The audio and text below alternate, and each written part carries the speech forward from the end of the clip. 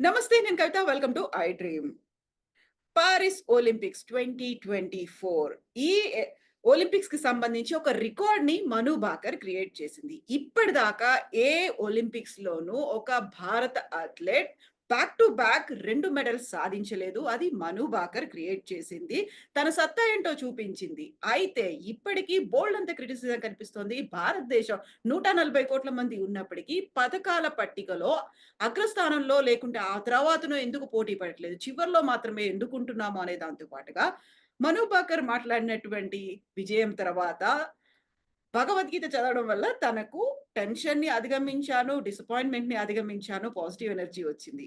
ఇదెందుకు క్రిటిసిజం అవుతోంది? వీటి గురించి మాట్లాడుకుందాం. మనతో పాటుగా ఉన్నారు sports fitness expert doctor Bakhtiyar Chowdhary గారు. హలో డాక్టర్, నమస్తే. ఎలా ఉన్నారు మీరు? నమస్కారం అండి. నమస్కారం. బాగున్నాము. చాలా రోజుల తర్వాత కలిసాము. ఎగ్జాక్ట్‌లీ కానీ డాక్టర్. మీరు చెప్పిన టాపిక్ చాలా బాగుంది. ఎందుకంటే సార్. జనాలందరికీ ఎప్పుడు ఏదో ఒక గోల కావాలి మన దేశంలో. ఒక మనిషి ఒక మనిషి ఏదో విధంగా ఒక గొప్ప విషయాన్ని సాధించాడు. హ్మ్. ఒక అమ్మాయి తన చదువు, లైఫ్, ఎంజాయ్‌మెంట్, సినిమాలు ఇవన్నీ సాక్రిఫైస్ చేసి, హ్మ్. ప్రాక్టీస్ చేసి, చేసి, చేసి ఫెయిల్ అయ్యి, ఎగ్జామ్‌లో పాస్ అయ్యి 2 మెడల్ సంపాదిస్తే నువ్వు భగవద్గీత చదివావా? బైబిల్ చదివావా? ఖురాన్ చదివావా? దేవుడు బొట్టు పెట్టుకున్నా ఏమన్నా ఉందా? ఇవన్నీ పిచ్చి మాటలు. హ్మ్. ఇదంతా ఎందుకంటే మనుషులకి ఒక మనిషి చేసేటువంటి కష్టమైన దారి, అది ఎంత కష్టం ఉంటుంది ఒక ఒలింపిక్ మెడల్ సంపాదించడానికి అనేది ఎవరికీ అంచనా లేదు. హ్మ్. దాదాపు 15-20 సంవత్సరాలు పడుతుంది ఒక మనిషి ఒలింపిక్స్‌కి రీచ్ అయ్యి ఒక మెడల్ సంపాదించడానికి. అప్పటికి గ్యారంటీ లేదు. పీటీ ఉష హ్మ్. 2, 3 సార్లు పోయినా కూడా సంపాదించలేకపోయింది. అంటే దాదాపు మనం అంచు వరకు చేరి కూడా మనం దాన్ని సంపాదించలేకపోయాం. అయితే స్పోర్ట్స్ ఆటగాళ్ళకి కాదు, మన పెద్ద పెద్ద పొలిటీషియన్ కూడా చూడండి. 'వీరేంద్ర బ్రహ్మచారి' తర్వాత ప్రతి మినిస్టర్‌కి, ప్రతి సీఎంకి కూడా ఒక జాతకాలు చెప్పే మనిషి ఉంటాడు. వాళ్ళు చెప్పిన తర్వాత కూడా గెలవకుండా ఓడిపోయినోళ్ళు ఎంతోమంది ఉన్నారు దేశంలో. హ్మ్. అయినప్పటికీ మనిషి ఒక ఆశాజీవి. ప్రతి మనిషి కూడా తన కాన్ఫిడెన్స్‌ని పైకి లేపడానికి, దృఢ నిశ్చయాన్ని అలాగే ఉంచటానికి ఒక చిన్న హెల్ప్ కావాలి. ఒక కంప్యూటర్‌ని మనం వాడాలంటే దాన్ని మాన్యువల్ చదువుతాం కదా! మాన్యువల్ అవును. లేకపోతే కంప్యూటర్‌లో తప్పు చేసేస్తాం. ఒక కెమెరా కొంటే దానికి ఒక మాన్యువల్ ఉంటుంది. యాక్చువల్లీ భగవద్గీత చదవడంలో తప్పేంది? హ్మ్. నిజానికి భగవద్గీత అనేది ఒక రిలీజియస్ బుక్ కాదు. అది జాతి, కులము, మతం గురించి చెప్పదు. భగవద్గీతను నిజంగా మీరు అర్థం చేసుకుంటే ఇలాంటి కామెంట్స్ ఎవరు మనుషులు చేయరు. భగవద్గీతలో 2 విషయాలున్నాయి. ఒకటి నీ పని నువ్వు చక్కగా చెయ్యి. నువ్వు చేయకపోతే వేరేవాడు ట్రబుల్‌లో పడతాడు. అర్జునుడికి కృష్ణుడు ఏం చెప్పాడు? "అరే నాయనా నువ్వు వాళ్ళని చంపకపోతే వాళ్ళు నన్ను, నిన్ను అందరిని చంపుతారు. కాబట్టి if you don't do your duty, I will fail in my duties." So basically ఆ అమ్మాయి చెప్పడంలో ఎంతో గొప్ప విషయం ఉంది. ఏదో ఒక ఫెయిత్ నేను పట్టుకొని దానిలో నుంచి ఒక ఇన్స్పిరేషన్‌ని డ్రా చేసి, కాన్ఫిడెన్స్‌ని పెంచుకొని, ఒక్కటి కాదు 2 మెడల్స్ సంపాదించింది. దీంట్లో అసలు సోషల్ మీడియా వాళ్ళు దీని గురించి చర్చించడంలో ఎటువంటి జ్ఞాన సంబంధమైన విషయమే లేదు. అయితే ఇదేమి కొత్త కాదు స్పోర్ట్స్‌మెన్. మియాన్ దాత్ ఎప్పుడు గొప్ప క్రికెటరు జేబులో ఒక ఎర్ర కర్చీఫ్ కొని పెట్టుకునేవాడు. అజరుద్దీన్ ఒక తాయెత్తు కట్టుకునేవాడు. ప్రతి ప్లేయర్‌కి ప్రపంచంలో ఉన్న మన దేశమే కాదు వేరే దేశాలు కూడా అదే టైంకెళ్తారు, అదే షూ యేసుకుంటారు, అదే డ్రెస్ యేసుకుంటారు. ఒక రిచువల్ ఉంటుంది. రిచువల్ హ్మ్. అంటే ఒక పద్ధతి. అదేం చేస్తుంది మీ మైండ్‌ని డిస్ట్రాక్షన్ నుంచి ఆపి, మీ ఫోకస్‌ని పెడుతుంది. ఇమాజిన్ ఒలింపిక్ క్రీడల్లో లక్షల మంది జనాలు చూస్తూ ఉండి, కెమెరాలు చూస్తూ ఉండి నీకెంత టెన్షన్ అవుతుందో తెలుసా? ఇంత డైవర్షన్ నుంచి తప్పించుకొని మనిషి కళ్ళు మూసుకొని తన మెడల్ గురించి పోవాలి అంటే ఎంతో ఫెయిత్ కావాలి, ఆలోచన కావాలి, నమ్మకం కావాలి ఏదో ఒక దాని మీద. అది దేవుడా, దెయ్యమా, రిలిజియన్ అనేది కానే కాదు. ఒక కర్చీఫ్, ఒక తాయెత్తు, ఒక పెన్ను, సేమ్ గ్లాసెస్ అంటే ప్రతి మనిషికి కొన్ని డిపెండబుల్ ఐటెమ్స్. హ్మ్. సో గుర్తుపెట్టుకోండి మీరు. ఈ సోషల్ మీడియాలో చాలా వరకు జనాలకేందంటే ఏదో ఒకటి చేయాల. అంటే మనము కమెంట్ చేయడం వల్ల అందరూ మనల్ని చూస్తారు ఓ గొప్పతనం. కానీ అది గొప్పదేం కాదు. మనం అసలు వేరే వాళ్ళని అప్రిషియేట్ చేయడమే మర్చిపోయినాం ఈ రోజు. ఇంకోటి, ఒలింపిక్స్‌లో ఒక మెడల్ సంపాదించడం అనేది ఒక ఐఏఎస్ ఆఫీసర్ సీట్ సంపాదించడం కాదు. హ్మ్. ఎందుకంటే ఇది ఒక లాంగ్ జర్నీ. 8, 9 సంవత్సరాల వయస్సు నుంచి ప్రతిసారి ఎన్నో ఘట్టాలను ఎదుర్కొంటూ, మొదటి ఘట్టం ఏంది? నువ్వు చిన్నతనం, నువ్వు పెరుగుదల సరిగ్గా లేదు, ఆహారం సరిగ్గా లేదు, చెప్పులు లేవు. దాదాపు 90% మెడల్ తెచ్చేది పేదవాళ్ళే ఇండియాలో. చాక్లెట్ పిల్లలు చాలా తక్కువ మంది తెస్తారు. అంటే ఎకనామిక్‌గా చాలా కష్టపడి పైకొస్తారు. దాని తర్వాత కాంపిటీషన్‌లో ఎదుర్కోవాలి. ఎంతో మందిని ఎదిరించాలి, గెలవాలి. ఆ గెలిచిన గెలుపుని ఉంచుకోవాలి. ఇదో ఘట్టం. 18 సంవత్సరాలు రాగానే ఇంట్లో తల్లిదండ్రులు ఏమంటారు? నువ్వు పెళ్లి చేసుకో. లేదా ఉద్యోగాన్ని ఇచ్చేటువంటి చదువు చదువుకో. హ్మ్. అంటే దాన్ని కూడా ఎదిరించి ఒక ప్లేయరు ఇంకొంచెం ముందుకు పోవాలి. తర్వాత స్పోర్ట్స్‌లో ఎన్ని పాలిటిక్స్ ఉంటాయి. అసోసియేషన్స్‌లో పాలిటిక్స్ ఉంటాయి. కాంపిటీషన్ ఉంటుంది. నీ మంచి సెలక్షన్ ట్రయల్ రోజు 2 బుల్లెట్స్ తగలలేదనుకోండి, 2 షాట్స్ తగలలేదు. నీ 4 ఏళ్ల ఉత్సాహం అంతా పోతుంది. హ్మ్. అంటే ఒక మనిషి ఒలింపిక్స్‌కి పోయిన తర్వాత కూడా నేను చెప్తాను 1994 ఏషియన్ గేమ్స్‌లో ఇండియన్ రోయింగ్ టీమ్‌కి నేను హెల్ప్ చేసేవాడిని. వాళ్ళు ఎంతో ట్రైనింగ్ చేసి చాలా చక్కగా ఉన్న తర్వాత మన దేశం వాళ్ళు ఏం చేశారు? ఉక్రెయిన్‌కెళ్ళాలి మనం, ఒక పర్సనల్ టోర్నమెంట్ ఉందని తీసుకెళ్ళారు. But oh! Actually they were Peking for Asian games. కానీ వాళ్ళు మనం ఏం చేసాం? ఇంకొక టోర్నమెంట్‌కి తీసుకెళ్ళాం. అంటే సెకండ్ షో చూడాల్సింది ఫస్ట్ షో సినిమాకెళ్ళిపోయారు. వాళ్ళ శక్తి అంతా డబ్బులన్నీ అయిపోయింది. So they failed in Asian games. అంటే ఫెయిల్ కావడానికి మీకు 100 కారణాలున్నాయి. పాస్ కావడానికి ఒక్కటే అవసరం, హ్మ్. ఇన్‌స్పిరేషన్. మనందరి సపోర్ట్ కావాలి. అది బైబిల్ కావచ్చు, ఖురాన్ కావచ్చు, ఈ స్మాల్ సహస్ర విష్ణునామం కావచ్చు, anything. But that is personal. అసలు వై పీపుల్ ఆర్ వరీడ్? ఏమైంది భగవంతుడు చదివితే? మనము అది ఉంది కదా, ఆటం బాంబ్ సినిమా వచ్చింది మొన్న. అవును. దాంట్లో కూడా చెప్పాడు కదా, నేను సరిగా మైండ్ డైవర్ట్ కానప్పుడు భగవద్గీత నుంచి కూడా 2 విషయాలు తెలుసుకొని, Bhagavad Gita is a manual for human life. It is nothing to do with any religion. మన మానవ సర్వత్ర కర్మయోగిస్య, అంటే మనిషి తన డ్యూటీని ఎలా చేయాలో చెప్తుంది భగవద్గీత. రామాయణం ఏం చెప్తుంది? ఒక సింగిల్ పర్సన్ తన ఫ్యామిలీని, ప్రజల్ని, మనుషుల్ని ఒక మాట మీద ఎలా కట్టుబడి ఉండాలో నేర్పిస్తుంది. మనము హ్మ్. ఈ మైథాలజికల్ స్టోరీస్ నుంచి మంచి మంచి విషయాల్ని గ్రహించాలి. అనవసరంగా వేరే వాళ్ళని మనము క్రిటిసైజ్ చేయకూడదు. యాహ్! సో ఇదండి, ఇంత కష్టం ఒక ఒలింపియన్. సో భగవద్గీత అమ్మాయి చదివి దానివల్ల ఇన్స్పిరేషన్ పొందడంలో ఎటువంటి ఇది లేదు. There is no doubt. It is అయితే పాసిబుల్.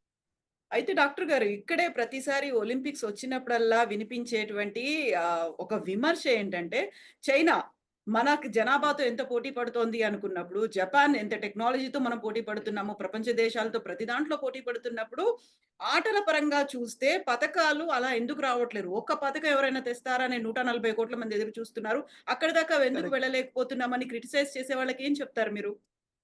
సరే. ఇది చాలా ముఖ్యమైన విషయం. దీంట్లో 4 ఘట్టాలున్నాయి. ఫస్ట్ తల్లిదండ్రులు.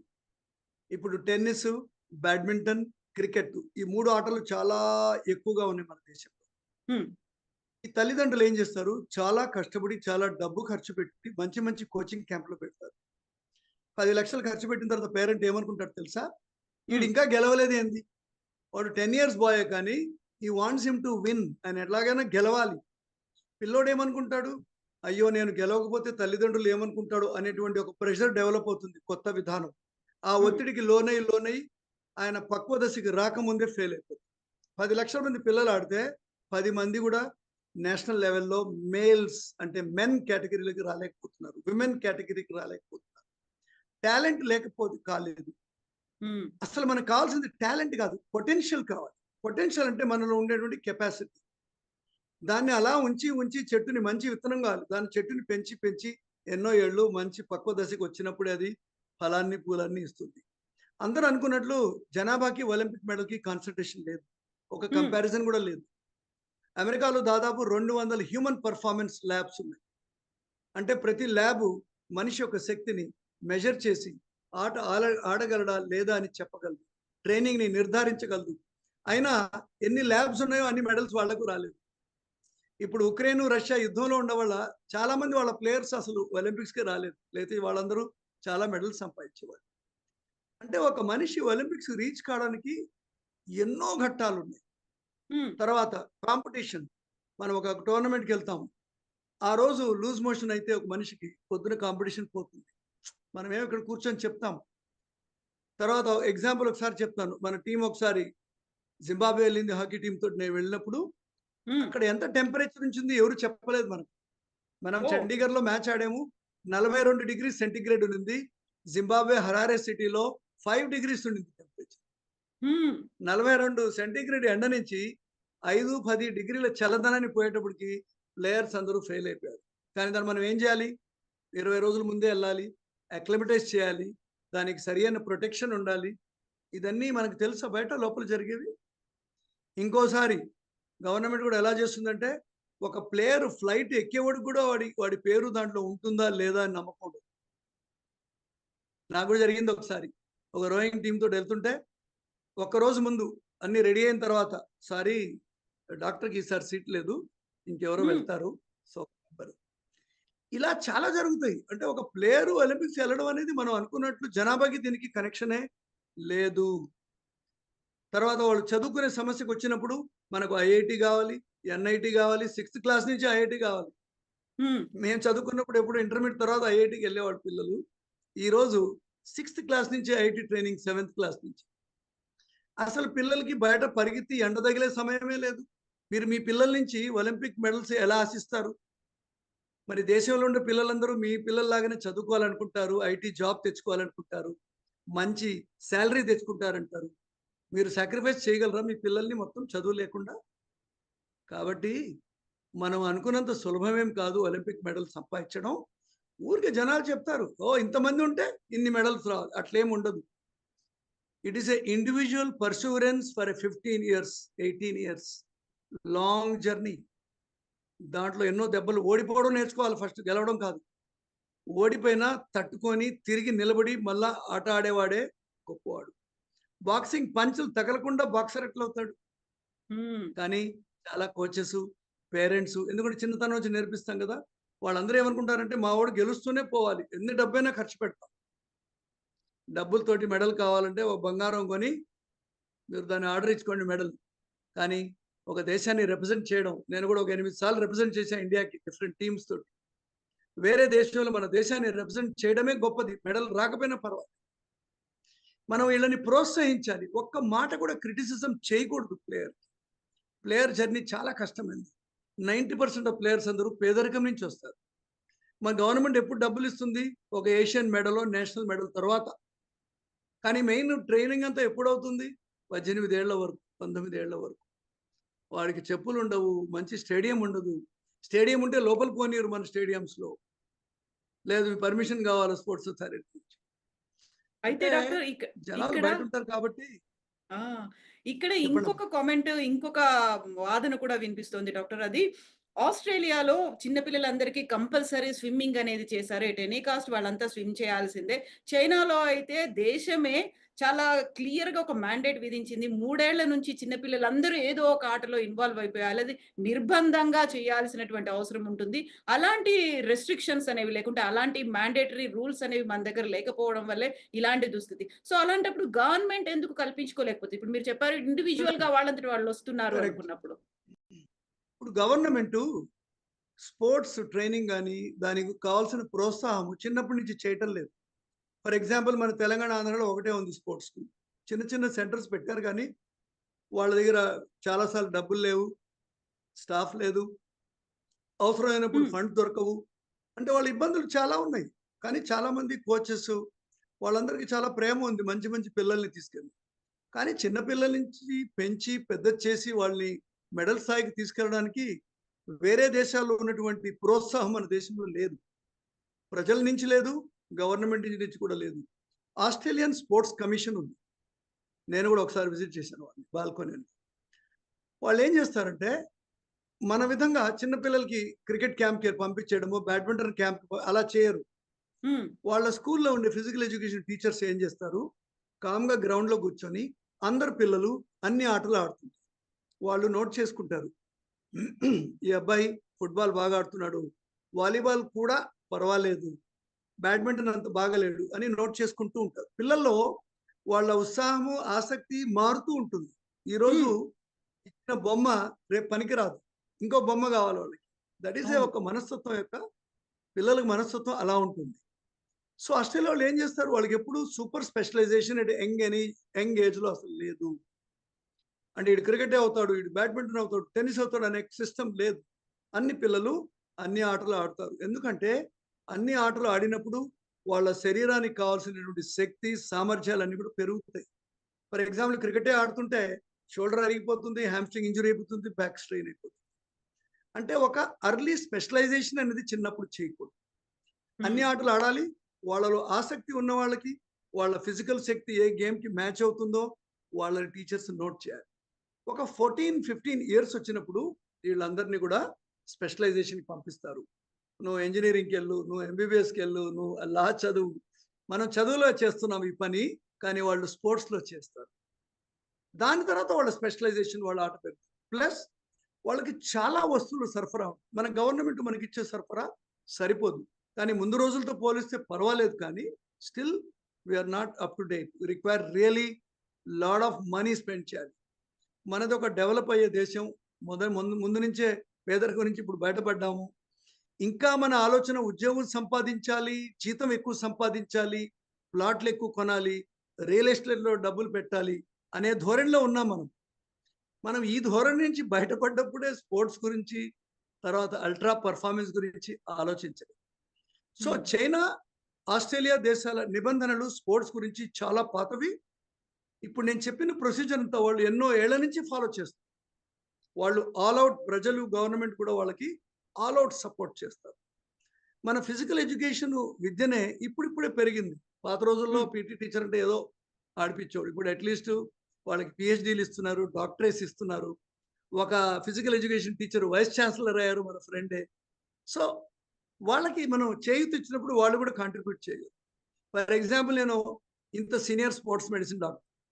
మన స్టేట్‌లో ఎన్ని టీమ్స్ నా దగ్గరికి అడ్వైస్ వస్తాయి? మీరు ఇన్ని అవును. చెప్తున్నారు కదా! ఎవరు రారు. తెలిసినోళ్ళే ఒకరిద్దరు తెస్తారు. బాబు వీడు పెర్ఫార్మన్స్ లేదు. వాడికి పొరపాటున ఇప్పుడు కొంచెం తక్కువ ఆడు అన్నావంటే, అయ్యో! ఈయన ఆపేస్తున్నాడు ఆట అని ఎళ్ళిపోతారు. అంటే అబ్బాయికి అయినటువంటి ఇంజ్యూరీ గురించి ఆలోచించరు. వాడి ఫ్యూచర్ గురించి ఆలోచించరు. చేయరు. We are all short sighted. ఇది మనకు చాలా పెద్ద సమస్య ఇది. కానీ ముందు రోజుల కంటే చాలా బెటర్. ఒక్క మెడల్ హ్మ్. కూడా ఎన్నో సంవత్సరాలు రాలేదు మనకు కదా! సో, మా మిలిటరీ ఆఫీసరు ఆయన షూటింగ్‌లో ఒక మెడల్ తెచ్చిన తర్వాత హ్మ్. అలా అలా మనం అట్‌లీస్ట్ కొన్ని నంబర్స్‌లో వచ్చాం. మెడల్ లేకుండా ఎన్ని సంవత్సరాలు ఉండాం. దీన్నెవరు అప్రిషియేట్ చేయటం లేదు. Medal less Olympics we have participated many. అవును. 1966 ఎప్పుడో అప్పుడు హాకీ ఒలింపిక్స్ మెడల్ తర్వాత చాలా ఏళ్ళు మెడలే రాలేదు.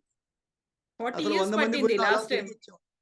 మరి సో, మన సింధు గాని, రాథోడ్ గాని, ఈళ్ళు గాని, రెజ్లర్ గాని, ఇప్పుడు మరియా కోమ్ గాని, ఈళ్ళందరూ గూడా నిజంగా ఈళ్ళందరూ మనం దేశం తయారు చేయలే మీరనుకున్నట్లు. హ్మ్. స్పోర్ట్స్ అసోసియేషన్ వీళ్ళు తయారు చేయలేదు. కొంతవరకే సపోర్ట్. వీళ్ళందరూ వాళ్ళ సొంత శక్తితో వచ్చారు. సో, ఇప్పటి వరకు స్వంత శక్తితోటి కంప్లీట్‌లీ ఫోకస్డ్ వాళ్ళ family support. For example Sindhu వాళ్ళ ఫాదరు ఒలింపియన్ చాలా గొప్ప ప్లేయర్ ఆయన. ఆయన సపోర్ట్ చేసేవాళ్ళు. సో, ఈ విధంగా మనకు వాళ్ళు స్వతహాగా పైకొచ్చారే గానీ, నిజంగా మనం అందరూ కోచ్‌లందరూ వాళ్ళని ఏదో మడిచి, పిండి మనం ఏమి వాళ్ళకి మసాలా తయారు చేయలే. ఇప్పటివరకు credit goes to players themselves. హ్మ్. ఏదో కొద్దిపాటి సపోర్ట్ మనం ఇస్తున్నాం. అంటే మనం ఎలా రావాలి? 100 మందిని తీసుకెళ్ళాలి. వాళ్ళలో 80 మంది క్వాలిఫై అవ్వాలి. అప్పుడు మనం ఈ లెక్క చెప్పొచ్చు. 140 క్రోర్స్ వర్సెస్ 100 పీపుల్. కానీ హ్మ్. ఇప్పుడు మనము తయారు చేసే స్టేట్‌కి ఎదుగుతున్నాము. బట్ మంచి హోప్ అనేది ఎప్పుడైనా ఉండాలి మనకి. ప్లేయర్స్ గురించి ఎప్పుడు క్రిటిసైజ్ చేయకూడదు. ఎందుకంటే వాళ్ళు పడే బాధలు కామన్ మ్యాన్‌కి తెలియదు. వాళ్ళు కూడా కావాలంటే ఎంబీబీఎస్ డాక్టర్స్ కావచ్చు. వాళ్ళలో కూడా ఇంటెలిజెన్స్ ఉంటుంది. మొద్దోళ్ళే ఆడతారనేటువంటి idea wrong. They hmm. Are very very intelligent. ఒక బ్యాడ్మింటన్ ప్లేయర్ గేమ్‌ని ఆడుతున్నాడు. Extremely intelligent. వాడికి స్కోర్ తెలుసు, లైన్స్ తెలుసు, రూల్స్ తెలుసు, వాడి అలసట తెలుసు, రికవరీ తెలుసు, ట్రైనింగ్ తెలుసు. పాత రోజులు పోయినాయి. సో, దమ్మున్నవాడే ప్లేయర్ అనేది కాదు ఇప్పుడు. ఇంటెలిజెన్స్ కూడా కావాలి. అయితే లాస్ట్ బట్ ఇంపార్టెంట్ అడ్వైస్ పేరెంట్స్‌కి, చిన్నప్పుడు వాళ్ళు గెలవాలని ప్రయత్నం చేయకూడదు. ఆ! అండర్ 14, అండర్ 10, అండర్ 16 ఎందుకంటే నువ్వు గెలిచినా దాని ఉపయోగం లేదు. నువ్వు మెన్స్‌లో పోతేనే నీ ఒలింపిక్ మెడల్ దొరుకుతుంది. అయితే చిన్నతనంలో మనం ఏం నేర్చుకోవాలి? It's not winnowing, it is a learning. నేర్చుకుంటూ ఉండాలి. ఒక స్టెప్ నుంచి ఒక step, second class, third class, fourth చదువులో ఏం చేస్తున్నామో అదే చేయాలి స్పోర్ట్స్. అంతేగాని ప్రతి క్లాస్‌లో 100కు 100 మార్కులు రావాలని స్పోర్ట్స్‌లో అనుకుంటే మాత్రం ఆ పిల్లలు ప్రెషర్‌లో వచ్చేసి ఆ టెన్షన్ అలవాటు చేసుకొని మంచి టాలెంట్, పొటెన్షియల్ ఉన్న ప్లేయర్స్ కూడా దెబ్బతినిపోతారు. ఇప్పుడు కూడా ఎంతోమంది నా స్టూడెంట్స్ ఉన్నారు. వాళ్ళలో సాకేతి మైనేని అనే అబ్బాయి మాత్రమే టెన్నిస్‌లో ఇంత బాగా పైకొచ్చాడు. ఎందుకు? ఆయన వదలలేదు పట్టు. Hmm. So, they are the examples. So, China లాగా, ఆస్ట్రేలియా లాగా మనం కూడా కావచ్చు. అంటే కేవలం డబ్బు కేటాయిస్తే సరిపోదు గవర్నమెంట్. మంచి సిస్టమ్‌ని డెవలప్ చేయాలి. అంటే దాని లీడర్ లేకపోయినా కూడా ఆ సిస్టమ్ నడవాలి. ఒక టీవీకి చైర్మన్ లేకపోయినా కూడా ఛానల్ అలా అలా నడిచిపోవాలి. మంచి సక్సెస్ కావాలి. So, we are still away from developing a good system. మంచి సిస్టమ్ ఎప్పుడు డెవలప్ అవుతుందో దాని పద్ధతులు అవలంబించడం, దాని హ్మ్. రిజల్ట్స్ కూడా తప్పకుండా ఉంటాయి. అయితే డాక్టర్ ఇక్కడే ద ఇంకొక great days ahead. Yeah! Great days గురించి మనం మాట్లాడుకుంటున్నప్పుడు, is India ready to host Olympics 2036లో ఇండియా హోస్ట్ చేయడానికి రెడీ ఉంటుంది అనేది నీతా అంబానీ అన్న తర్వాత డిఫరెంట్ డిఫరెంట్ ఒపీనియన్స్ అనేవి అందులో కూడా వినిపించాయి. ఆ టైంలో ఏమవుతుంది? ఇండియా హోస్ట్ చేయగలుగుతుందా? లేదా? అనేది. ఇదే మనకున్నటువంటి షార్ట్ సైటెడ్ థింకింగ్. మనం నేషనల్ గేమ్స్ హోస్ట్ చేయడానికి ముందు చాలా భయపడేవాళ్ళు. అమ్మో! హ్మ్. వద్దనేవాళ్ళు అందరూ. మేము చిన్నప్పుడు నేషనల్ గేమ్స్ పోవాలంటే ఎవడు వద్దనేవాడు. ఢిల్లీలోనే జరిగాయి. తర్వాత హైదరాబాద్ జరుగుతున్నాయి. బెంగుళూరు అన్ని సిటీస్‌లో దాదాపు ఇప్పుడు మన దగ్గర వరల్డ్ క్లాస్ స్టేడియం ఉంది. ఒలింపిక్ లెవెల్ స్టేడియమే అది. మన దగ్గర హ్మ్. స్విమ్మింగ్ పూల్స్ ఉన్నాయి. కాకపోతే ఒలింపిక్స్‌కి ఏమవుద్దంటే ఒక 6-7 ఇయర్స్ ఆఫ్ ప్రిపరేషన్ చేయాలి.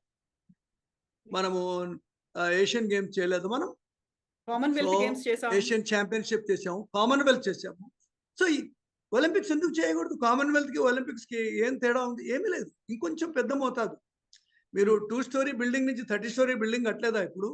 ముందు హ్మ్. మెడ్రాస్ ఎళ్ళేవాళ్ళం. ఆ ఎల్ఐసి బిల్డింగ్ 14 స్టోరీస్ చూడడానికి. ఈరోజు హైదరాబాద్‌లో 50 స్టోరీస్ బిల్డింగ్ కూడా వచ్చాయి.